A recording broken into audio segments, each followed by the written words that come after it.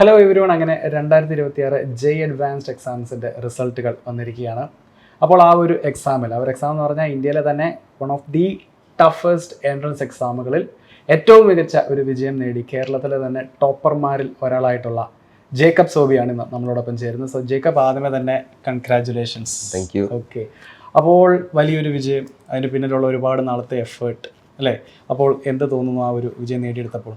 എനിക്ക് ഫസ്റ്റ് ഈ വിജയത്തിനോട് thank you പറയേണ്ടത് ദൈവത്തോട് മാത്രമാണ്. ഇത്രയും പ്രതീക്ഷിച്ചില്ലായിരുന്നു ഇത്രയും ഒരു സ്കോർ എത്താം എന്നുള്ളൊരു ഒട്ടും എക്സ്പെക്റ്റേഷൻ ഉണ്ടായിരുന്നില്ല. പക്ഷേ ഇത് മൊത്തം തന്നത് ദൈവം എന്ന് ഞാൻ വിശ്വസിക്കുന്നു. ഓക്കെ, അപ്പോൾ എങ്ങനെയുണ്ടായിരുന്നു നമ്മുടെ ബ്രില്യൻറ്റിൻ്റെ കൂടെയുള്ളൊരു ജേണി? ഞാൻ ബ്രില്യൻറ്റിൽ തുടങ്ങിയത് ഞാൻ 9th ഫൗണ്ടേഷൻ വഴിയാണ്. ഓക്കെ, ഫൗണ്ടേഷനിൽ ഞാൻ പഠിച്ച് 9th 10th ഫൗണ്ടേഷനിൽ പഠിച്ചിട്ട് 11th ആയപ്പോൾ ഞാൻ ഈ കെ മാന്നാനം സ്കൂളിൽ എത്തിയറിഞ്ഞു. അവിടെ പിന്നെ ഹോസ്റ്റലിൽ ഞാൻ പഠിച്ച് ഒരു 2 years നന്നായി പഠിച്ചിട്ട് ഇപ്പോൾ ഈ 2 yearsൽ അവിടുത്തെ ഒരു ലൈഫും കാര്യങ്ങളൊക്കെ എങ്ങനെയുണ്ടായിരുന്നു? 2 years ഫസ്റ്റ് ഇയർ നല്ല പാടായിരുന്നു, ഒരു അഡ്ജസ്റ്റ് ചെയ്യാൻ ഇത്തിരി പാടുണ്ടായിരുന്നു. സെക്കൻഡ് ഇയർ തുടക്കമൊക്കെ ആയപ്പോൾ ഫ്ലോ വന്നു തുടങ്ങി, വന്നിട്ട് പിന്നെ നന്നായി പഠിക്കാൻ പറ്റി. ഓക്കെ, ജേക്കബ് ജെയ് അഡ്വാൻസിൽ മാത്രമല്ല ജെയ് മെയിനിലും നമ്മുടെ ഒരു ടോപ്പ് 10ൽ ഇടം നേടിയ ഒരു സ്റ്റുഡൻറ്റ് തന്നെയാണ്. അപ്പോൾ ജേക്കബ്, ഞാനൊരു കമ്പാരിസൺ ചോദിച്ചാൽ എന്ത് പറയും between JEE Mains and JEE advance?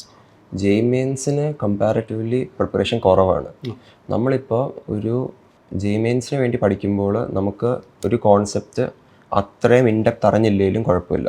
Okay, അതാണ് ജെയ് മെയിനും ജെയ് അഡ്വാൻസ് തമ്മിലുള്ള ഏറ്റവും വലിയ ഡിഫറൻസ്. അപ്പോൾ നമ്മൾ ജെയ് മെയിൻ അലോട്ട് ചെയ്യുന്ന സമയം വളരെ കുറവാണ് കമ്പയർഡ് ടു ജെയ് അഡ്വാൻസ്. അപ്പോൾ ജെയ് മെയിൻസിന് ഞാൻ ആക്ച്വലി ജെയ് മെയിൻസിന് ഡെഡിക്കേറ്റഡായി പഠിക്കാൻ തുടങ്ങിയത് ഒരു ജനുവരിയിലാണല്ലോ മെയിൻസ്. അപ്പോൾ സെപ്റ്റംബർ ഒക്ടോബർ ആയപ്പോഴാണ് അതിൽ ഡെഡിക്കേറ്റഡായി പഠിക്കാൻ തുടങ്ങിയത്. ബാക്കി മൊത്തം നേരം ജെയ് അഡ്വാൻസിന് വേണ്ടി ഫോക്കസ് ചെയ്യും. ഓക്കെ, അപ്പോൾ ജെയ് അഡ്വാൻസിൻ്റെ പ്രിപ്പറേഷൻസിൽ ഓരോ സബ്ജക്റ്റിനും കൊടുത്തിരുന്ന ഒരു അപ്രോച്ച് എങ്ങനെയായിരുന്നു? ഏറ്റവും ഫേവറേറ്റ് സബ്ജക്റ്റ് ഏതാണ്? ഫിസിക്സ് ആണ്. ലീസ്റ്റ് ഫേവറേറ്റ് കെമിസ്ട്രി ആണ്. കെമിസ്ട്രി അഗെയിൻ ആ ഒരു പാറ്റേൺ തന്നെയാണ് ഇവിടെ നമ്മൾ കാണുന്നത്. IIT ആസ്പിറൻസ് എല്ലാവരും തന്നെ കോമൺ ട്രെയിറ്റ് ആണ്. ഓക്കെ, ബിക്കോസ് കെമിസ്ട്രി കുറച്ചുകൂടെ പഠിക്കാൻ നല്ല പാടാണ്, പക്ഷെ നല്ല സ്കോറിങ്. ഓക്കെ, നമുക്ക് സ്കോർ വരുമ്പോൾ ഏറ്റവും കൂടുതൽ നമുക്ക് നോർമലി തരാനുള്ളത് കെമിസ്ട്രിയാണ്. ഓക്കെ, ഫിസിക്സ് എന്തുകൊണ്ടാണ് ഇഷ്ടപ്പെടാൻ കാരണം? ഫിസിക്സ് എനിക്ക് പണ്ട് തൊട്ടേ ഞാൻ ഫിസിക്സിനോട് like actual JEE advance level ഫിസിക്സിനോട് ഇൻട്രൊഡ്യൂസ്ഡ് ആയത് ഈ 11th and 12th 11th and 12th ആദ്യമൊക്കെ പ്രോബ്ലംസ് ചെയ്തിട്ട് നല്ല പാടാന്ന് മനസ്സിലായപ്പോൾ അതിനുവേണ്ടി നന്നായി പഠിച്ചു. പിന്നെ മനസ്സിലായി ഐ ലൈക്ക് ദിസ് സബ്ജക്ട് മനസ്സിലായിട്ട് പിന്നെ അങ്ങനെ കുറേ പ്രോബ്ലംസ് ചെയ്താണ് പഠിച്ചത്. ഓരോ ക്വസ്റ്റ്യൻസിനെ ഡീപ്പായിട്ട് അണ്ടർസ്റ്റാൻഡ് ചെയ്യുമ്പോൾ എന്നിട്ട് അതിൻ്റെ ഒരു പ്രോബ്ലത്തിൻ്റെ ഒരു സൊല്യൂഷൻ കാണുമ്പോൾ ഒരു സന്തോഷമുണ്ട്. Okay, and what about maths? Maths normally strong ആണ്, പക്ഷേ ഈ എൻട്രൻസ് എക്സാം സൈഡിൽ ഇത്തിരി വീക്കാണ്, പൊടി വീക്കാണ്. പക്ഷേ മാത്സും ഇഷ്ടമാണ് എനിക്ക്. കമ്പയർഡ് ടു കെമിസ്ട്രി മാത്സും കൂടെ ഇഷ്ടമാണ്. ഓക്കെ, ഇപ്പോൾ നമ്മൾ വീക്കാണ് നമ്മൾ സ്വയമേ മനസ്സിലാക്കിയെങ്കിൽ പോലും നമുക്ക് അങ്ങനെ ആ ഒരു സ്റ്റേജിന് നിൽക്കാൻ പറ്റത്തില്ല. കാരണം ഒരു എക്സാമിന് വേണ്ടി പ്രിപ്പയർ ചെയ്യുന്നതിനായിട്ട് അതിൻ്റേതായിട്ടുള്ള വീക്ക്നെസ്സസ് എല്ലാം കീഴടക്കണം. ഓക്കെ, എങ്ങനെയായിരുന്നു ആ ഒരു മാത്സിന് മെയിനായി എൻ്റെ പ്രിപ്പറേഷൻ എന്ന് പറഞ്ഞാൽ PYQ ചെയ്യാമെന്നായിരുന്നു. അതായിരുന്നു ഏറ്റവും മോസ്റ്റ് ഇത് പ്രിപ്പറേഷൻ PYQ ചെയ്യുക. പിന്നെ കുറേ ക്വസ്റ്റ്യൻസ് ചെയ്താലേ മാത്സ് നമുക്ക് റെഡിയാക്കാൻ പറ്റുള്ളൂ. വേറൊരു വഴിയില്ല, തിയറി പഠിച്ചിട്ട് ഒരു കാര്യമില്ല, ഫുൾ ക്വസ്റ്റ്യൻസ് ചെയ്തേ പറ്റുള്ളൂ. പ്രാക്ടീസ് കൊണ്ട് മാത്രമേ നമുക്ക് പെർഫെക്ഷൻ നേടാൻ പറ്റത്തുള്ളൂ. ഈ PYQസിൻ്റെ ഒരു സോഴ്സ് എവിടെ നിന്നാണ്? നമ്മുടെ ബ്രില്യൻറ്റിൻ്റെ നിന്ന് ആപ്പ് ഇ-ലേണിംഗ് ആപ്പിലൂടെയും ചെയ്തിട്ടുണ്ട്, പിന്നെ ബ്രില്യൻറ്റ് തന്ന ബുക്സിലൂടെയും PYQs ചെയ്തിട്ടുണ്ട്. ഓക്കെ, എത്ര എണ്ണം ചെയ്യുമായിരുന്നു? ലൈക്ക് എൻ്റെ ഗോൾ നമ്മളിപ്പോൾ ഈ ക്ലാസ്സൊക്കെ കഴിഞ്ഞിട്ടുള്ളൊരു ദിവസങ്ങൾ ഫുൾ ഡേ അവധിയായിരിക്കും, നമുക്ക് പഠിക്കാനുള്ള ദിവസമായിരിക്കുമല്ലോ. അപ്പോൾ അന്നൊക്കെ ഞാൻ 2-3 ചാപ്റ്റർ തീർക്കാൻ നോക്കും. അതാണ് 2-3 ചാപ്റ്റർ. അപ്പോൾ ഒരു ചാപ്റ്ററിലൊരു 20 ക്വസ്റ്റ്യനൊക്കെ ഉണ്ടാവും. അപ്പോൾ എല്ലാ ക്വസ്റ്റ്യൻസും ചെയ്ത് തീർത്തിട്ട് അതിൽ നിന്ന് എന്തൊക്കെ പഠിച്ചെന്ന് നോക്കാമെന്ന്. ഓക്കെ, മിസ്റ്റേക്സ് എന്തെങ്കിലും പറ്റിയെങ്കിൽ അതൊക്കെ റിവൈസ് ചെയ്യുക. Okay, fine. അപ്പോൾ ഇടയ്ക്ക് നമ്മുടെ ഈ എക്സാംസിനെ പറ്റി പറഞ്ഞു. എക്സാമിൽ ഈ സബ്ജക്റ്റുകളുടെ ഒരു റിസപ്ഷൻ എങ്ങനെയായിരുന്നു?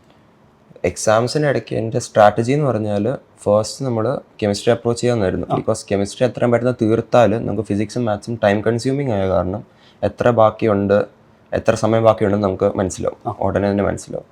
അപ്പോൾ കെമിസ്ട്രി തീർത്തു. അത് കഴിഞ്ഞിട്ട് പിന്നെ ഞാൻ എടുക്കുന്നത് ഫിസിക്സ് ആയിരിക്കും. ഫിസിക്സ് ബിക്കോസ് എനിക്ക് ഫിസിക്സ് ഇഷ്ടമാണ്. എനിക്കും കൂടുതൽ സ്കോർ എപ്പോഴും തരാനുള്ളത് ഫിസിക്സ് ആണ് കമ്പയർഡ് ടു മാത്സ്. അപ്പോൾ പിന്നെ ഫിസിക്സ് എടുത്തിട്ട് പിന്നെ മാത്സിലേക്ക് പോകും. ഓക്കെ, അപ്പോൾ എക്സാമിൽ വന്നപ്പോൾ ഈ സബ്ജക്റ്റുകളുടെ ഒരു സ്വഭാവം എങ്ങനെയായിരുന്നു? നമ്മൾ പ്രതീക്ഷിച്ച പോലൊക്കെ തന്നെയായിരുന്നു അതിൻ്റെ ടഫ്നെസ് ലെവലൊക്കെ? കെമിസ്ട്രി പ്രതീക്ഷിച്ച പോലെ തന്നെയായിരുന്നു. Physics bit more on the tougher side. Okay. പക്ഷെ മാത്സ് പ്രതീക്ഷിക്കുന്നതായിട്ട് നല്ല എളുപ്പമായിരുന്നു. ഞാൻ പക്ഷേ എനിക്ക് മാത്സിലേക്ക് അത്രയും സമയം അലോട്ട് ചെയ്യാൻ പറ്റിയില്ല, ഏറ്റവും ലാസ്റ്റ് ഞാൻ വെച്ച കാരണം. ഞാൻ മാത്സ് നോർമലി ടഫാന്ന് പ്രതീക്ഷിച്ച കാരണം അങ്ങനെ ഒരു ചെറിയ മിസ്റ്റേക്ക് ഉണ്ടായി. Okay okay. And coming back to ബ്രില്യൻറ്റിനോട് എന്താണ് പറയാനുള്ളത്? അവരുടെ കോച്ചിങ്, അതുപോലെ തന്നെ ക്ലാസ് ടീച്ചർ, നിങ്ങളുടെ കോർഡിനേറ്റേഴ്സ്?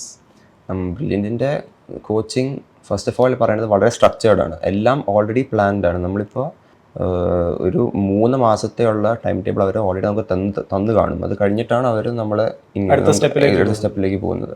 അപ്പോൾ പിന്നെ എൻ്റെ ക്ലാസ് ടീച്ചർ ജോസഫ് സാർ നന്നായി എന്നെ സപ്പോർട്ട് ചെയ്തിട്ടുണ്ട്. ഇടയ്ക്കിടയ്ക്ക് വന്ന് മാർക്കൊക്കെ എങ്ങനെയുണ്ട് എല്ലാം പഠിക്കുന്നുണ്ടൊക്കെ ഉണ്ടെന്നൊക്കെ ചോദിക്കും. ബിജു സാറും നമ്മുടെ കോർഡിനേറ്റർ, മാന്നാനത്തെ കോർഡിനേറ്റർ ബിജു സാറും ഇടയ്ക്കിടയ്ക്കൊക്കെ എന്നെ വഴി പോകുന്നത് കാണുമ്പോൾ നമുക്ക് നന്നായി പഠിക്കുന്നുണ്ടോ എന്നൊക്കെ ചോദിച്ച് എൻകറേജ് ചെയ്യും. ഓക്കെ. ഈ എക്സാമിന് മുന്നോടിയായിട്ടുള്ളൊരു ഫ്യൂ ഡേയ്സ് ഉണ്ടല്ലോ, ആ ദിവസങ്ങൾ എങ്ങനെയായിരുന്നു? അന്നേരവും പഠിത്തമായിരുന്നു, അതോ റിവിഷൻ ആയിരുന്നു, അതോ റിലാക്സ്ഡ് സ്റ്റേജിലായിരുന്നു? എങ്ങനെയായിരുന്നു? റിലാക്സ്ഡ് ആയിരുന്നു, പക്ഷെ നന്നായി റിവൈസ് ചെയ്യുമായിരുന്നു. എനിക്ക് ഏറ്റവും വീക്ക് കെമിസ്ട്രിയിലത്തെ കോൺസെപ്റ്റ്സ് മറന്നു പോകാനായിരുന്നു. അപ്പോൾ കെമിസ്ട്രിയിലത്തെ കോൺസെപ്റ്റ്സ് എല്ലാം അതിന് മുമ്പത്തെ അഡ്വാൻസിന് മുമ്പത്തെ ഒരു 3 days കംപ്ലീറ്റ്ലി റിവൈസ് ചെയ്തുകൊണ്ടിരിക്കുകയായിരുന്നു. ഓക്കെ. അതുപോലെ ബ്രില്യൻറ്റിലെ പ്രൊഫസേഴ്സ്, അവരുടെ ക്ലാസ്സുകൾ അല്ലെങ്കിൽ അവരോടുള്ളൊരു അപ്രോച്ച്, സമീപനം, അതൊക്കെ എങ്ങനെയുണ്ടായിരുന്നു? നമുക്ക് ബ്രില്യൻറ്റിൽ ഉള്ളൊരു advantage compared to many other coaching institutes എന്ന് പറഞ്ഞാൽ പ്രൊഫസേഴ്സ് എപ്പോഴും റൊട്ടേറ്റ് ചെയ്യും. അപ്പോൾ നമുക്ക് ഓരോ പ്രൊഫസറിൻ്റെ ടീച്ചിങ് സ്റ്റൈലും പുതിയ മെത്തേഡ്സും പഠിക്കാൻ പറ്റും. അപ്പോൾ നമുക്ക് ഇപ്പോൾ ഫിസിക്സിന് ഫോർ എക്സാമ്പിൾ എന്തുമാത്രം പുതിയ മെത്തേഡ് പഠിപ്പിച്ചെന്നറിയോ? അപ്പോൾ ബ്രില്യൻറ്റിൻ്റെ പ്രൊഫസേഴ്സ് ഒക്കെ എല്ലാം റൊട്ടേറ്റ് ചെയ്യുന്ന കാരണം, പിന്നെ നല്ല ക്വാളിറ്റി സാറുമാരായ കാരണം, നല്ല ഒരു ടീച്ചിങ് എക്സ്പീരിയൻസ് ഉള്ള സാറുമാരുള്ള കാരണം നല്ലതായിരുന്നു. ഓക്കെ. ഈ JEE അഡ്വാൻസ്ഡിൻ്റെ മോഡൽ എക്സാംസ് ഇഷ്ടം പോലെ എഴുതിയിട്ടാണ് നമ്മൾ മെയിൻ JEE അഡ്വാൻസ്ഡിൽ എക്സാം എഴുതാൻ പോകുന്നത്. ഈ മോഡൽ എക്സാംസ് എത്രത്തോളം നമ്മളെ എന്താ പറയുക പുഷ് ചെയ്തിട്ടുണ്ട്? മോഡൽ എക്സാംസ് ബ്രില്യൻറ്റിൻ്റെ മോർ ടഫർ ആയിരുന്നു, ഓൺ ദ ടഫർ സൈഡ് ആയിരുന്നു. അപ്പം നമുക്ക് അപ്പോഴേ തന്നെ നമുക്കൊരു എക്സ്പെക്റ്റേഷൻ ഉണ്ട്, കിട്ടുന്നതിനെ കാട്ടിയും ഒരു 30-40 സ്കോർ കൂടുതൽ അഡ്വാൻസിന് കിട്ടേണ്ടതാണ്, അപ്പോഴേ മനസ്സിലുണ്ട്. എന്നിട്ട് പിന്നെ JEE അഡ്വാൻസിൻ്റെ എല്ലാ ക്വസ്റ്റ്യനും പുതിയ മെത്തേഡാണ്.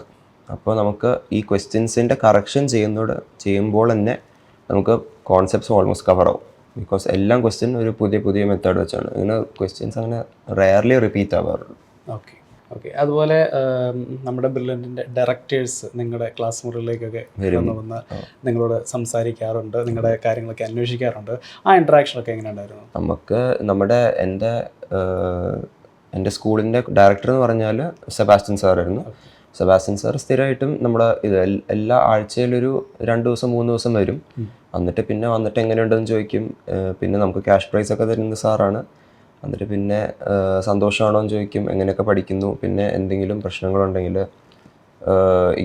ഇതെങ്ങനെ അപ്രോച്ച് ചെയ്യണം, നിങ്ങൾ മാത്സിൽ ഇപ്പോൾ കുറവാണെങ്കിൽ മാത്സിൽ ഇതിലൂടെ പഠിക്കണം, ഇതിലൂടെ സമയം കൊടുക്കണം എന്ന് പറഞ്ഞു കൊടുക്കും. പിന്നെ നമുക്ക് വരാറുള്ളത് ബിനോയ് സാറാണ്. ബിനോയ് സാറ് വരുമ്പോൾ ബിനോയ് സാറ് നന്നായി നമുക്ക് പറഞ്ഞു തരും. നമുക്കിപ്പോൾ ഏതിലാണ് കൂടുതൽ ഇപ്പോൾ ഫോക്കസ് കൊടുക്കേണ്ടത്, നമുക്ക് ബിനോയ് സാറിന് കുറേ എക്സ്പീരിയൻസ് ഉള്ള കാരണം നമുക്ക് പറഞ്ഞു തരും ഏതാണ് ഇപ്പോൾ ഈ സ്റ്റേജിൽ ഏതാ പഠിക്കേണ്ടതെന്ന് പറഞ്ഞു. ഓക്കെ. അപ്പോൾ നമ്മൾ ഏറെ കാത്തിരുന്ന അല്ലെങ്കിൽ ഒരുപാട് കഷ്ടപ്പെട്ട ആ ഒരു സ്റ്റേജ്, ഒരു എൻട്രൻസ് എക്സാമിൻ്റെ ആ ഒരു സ്റ്റേജ് നമ്മൾ കഴിഞ്ഞു. ഇനി നമ്മൾ അഡ്മിഷൻസിലേക്കും ബാക്കി നമ്മുടെ ഒരു ഫ്യൂച്ചറിലേക്ക്, ശരിക്കുള്ള റിയൽ ഫ്യൂച്ചറിലേക്ക് നമ്മൾ കടക്കാൻ പോവുകയാണ്. അപ്പോൾ ഒരു ഡ്രീം ക്യാമ്പസ്, അതുപോലെ തന്നെ ഒരു ഇഷ്ടപ്പെട്ട ഒരു സ്ട്രീം ഏതാണ് ചൂസ് ചെയ്യാൻ ആഗ്രഹം എന്ന് ചോദിച്ചാൽ? എനിക്ക് IIT മദ്രാസിലെ ഇലക്ട്രിക്കലാണ് എൻ്റെ ഡ്രീം ക്യാമ്പസും ഡ്രീം സ്ട്രീമും. ഓക്കെ. എന്തുകൊണ്ടാണ് ഇലക്ട്രിക്കലിനോട് എനിക്കൊരു താല്പര്യം പണ്ട് തൊട്ടേ ഉണ്ടായിരുന്നതായിരുന്നു. എനിക്ക് പണ്ട് തൊട്ടേ ഇലക്ട്രിക്കലിനോടൊരു ഇഷ്ടം, എന്തുകൊണ്ടാണ് കറക്റ്റായിട്ടൊന്നും അറിയില്ല, പക്ഷേ പെട്ടെന്നൊരു ഇഷ്ടം നാച്ചുറലി വന്നതാണ്. പിന്നെ എനിക്ക് കമ്പ്യൂട്ടറിനെക്കാട്ടിയും മോർ ഇഷ്ടമുള്ളത് ഇലക്ട്രിക്കലാണ്. പിന്നെ IIT മദ്രാസ് സെലക്ട് ചെയ്യുന്ന കാരണം അതൊരു വളരെ വെൽ റെപ്യൂട്ടഡ് ഇതാണ്. നമുക്ക് NIRF റാങ്കിങ്ങിൽ ഫസ്റ്റ് വരുന്ന ഇത് IIT ആണ്. അപ്പോൾ അത് കാരണം അങ്ങോട്ട് പോകാനാണ് ആഗ്രഹം. ഓക്കെ. അപ്പോൾ ഈ ഒരു നിമിഷം ജേക്കബിൻ്റെ ഫാമിലിയും നമ്മളോടൊപ്പം ചേരുന്നുണ്ട്. അപ്പോൾ നമുക്ക് അവരെ ഓരോരുത്തരെയും പരിചയപ്പെടാം. അവർക്ക് എന്താണ് ഈ ഒരു നിമിഷത്തിൽ പറയാനുള്ളത് എന്ന് കേൾക്കാം. എൻ്റെ പേര് സോബി സി മഠത്തിൽ. എനിക്ക് ബിസിനസ്സാണ്, റെഡിമിക്സ് കോൺക്രീറ്റിൻ്റെ ബിസിനസ്സാണ്. എറണാകുളത്ത് തന്നെയാണ്. എൻ്റെ വൈഫ് ലെനിയ ഒരു ഹോം മേക്കറാണ്. ജേക്കബിന് ഒരു അനിയനുണ്ട്, അനിയൻ്റെ പേര് ജോഹാൻ. ജോഹാൻ 8th സ്റ്റാൻഡേർഡിലേക്ക് പഠിക്കുന്നു. ഓക്കെ സാർ, അപ്പോൾ ജെയ് അഡ്വാൻസ്ഡിലാണ് ഇത്ര വലിയൊരു സ്കോറും അതുപോലെ നല്ലൊരു റാങ്കും നേടിയിരിക്കുന്നത്. കേരള ടോപ്പേഴ്സിൽ തന്നെ ഒരാളായിരിക്കുകയാണ് ജേക്കബ്. അപ്പോൾ അത്രയും വലിയൊരു റിസൾട്ട് അത് കിട്ടിയെന്ന് അറിഞ്ഞപ്പോൾ ഉള്ളൊരു മൊമെൻ്റ് എങ്ങനെയായിരുന്നു ഫാമിലിക്ക് മൊത്തം? എനിക്ക് ഏറ്റവും ആദ്യമേ ദൈവത്തെ മഹത്വപ്പെടുത്താനാണ് തോന്നിയത്. കാര്യം ദൈവത്തിൻ്റെ സഹായമില്ലാതെ ജേക്കബ് ഇത്രയും ഒരു അച്ചീവ്മെൻറ്റ് ചെയ്യുമെന്ന് എനിക്ക് തോന്നുന്നില്ല. പിന്നെ അവൻ്റെ ഹാർഡ് വർക്ക് അത് പെയ്ഡ് ആയതിന് ദൈവത്തോട് നന്ദി പറയുന്നു. അവന് അഡ്വാൻസ്ഡിന് കുറച്ചുകൂടെ ഫോക്കസായിട്ട് പഠിച്ചു.